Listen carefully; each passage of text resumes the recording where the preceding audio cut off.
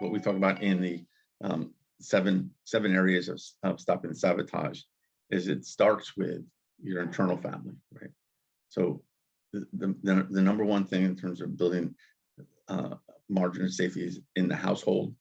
That that house has to be built around that household has to be built around margin of safety, which might mean everybody's being on the same page of what we're trying to accomplish. You can't have a mom and dad having different philosophies here, and that's a surefire problem. The dad has to support the mom has to support the dad, and they have to follow the same philosophy.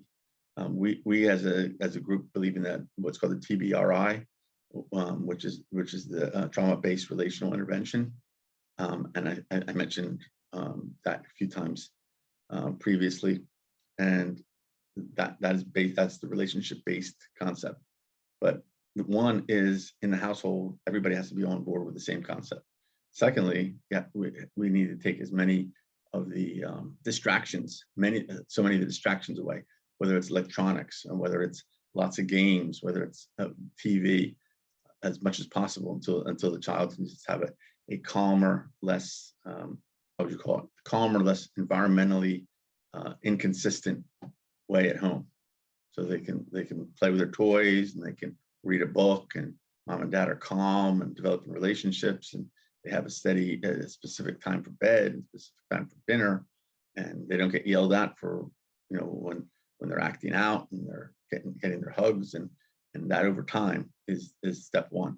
Step two is going to be the extended family, because what happens too often is that that extended family, whether it could be parents, grandparents, parents-in-law, they have a different philosophy. They don't know what trauma is. They just see a lovely child and they want to spoil them. They don't believe in these problems. They can't really grasp what it is to live with a traumatized child, and so they create this, once again, this emotional environment where the child can begin to triangulate, or can develop all these emotional ups and downs when they're visiting. So then instead of the child having a consistent, calm process at the home, all of a sudden they're visiting grandma and everything's fine, and they get ice cream, they get TV, and they get to play on the computer, and they're not playing the consistent, hey, this is mom and dad's playbook, I'll follow the playbook. Then we get into the next step, which is the school, and that's the big one. That's the one that most parents have so much difficulty with.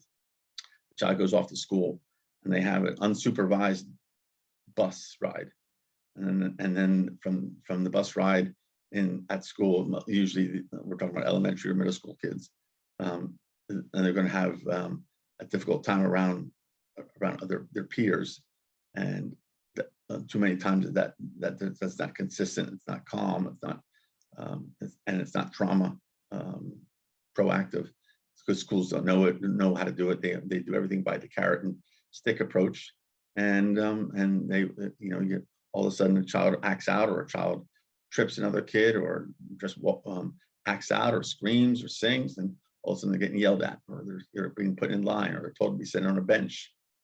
And and then in the classroom, the teacher's trying to hold the audience, hold the whole classroom, and they do it with a sense of authority, and the kids can't, maybe the child can't sit that long, maybe the child is feeling upset or not able to handle those situations very well, and again, the teacher is all of a sudden, oh, it's a bad child, I'm going to do what we have to do to get my class back in order again, and that child gets sent away, or the child gets made fun of by their peers, and the whole bit, and they go through those classes, and then they have lunch and they have recess, and the kids don't know how to develop relationships, and they're being shunned by the other kids, and that's more re-traumatization, and back to class in the same situation, and then the bus ride home, the same situation.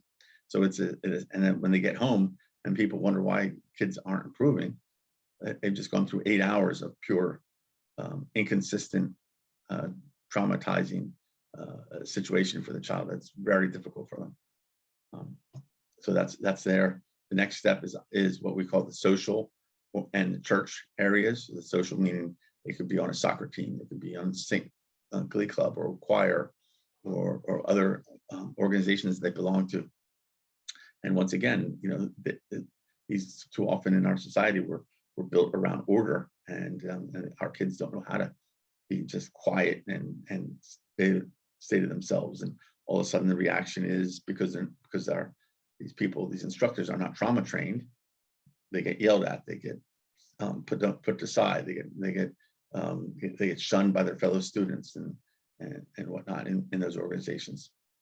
In churches, they're very oftentimes loving and caring, but again, they don't know kids who are traumatized and how to handle the paper, because they're just people, and without training and without understanding that, it can lead to a very difficult situation for them, even though they're at church. So that's another area for families to figure out what we can do is to develop a group around that child that knows how to handle the special needs that they may have.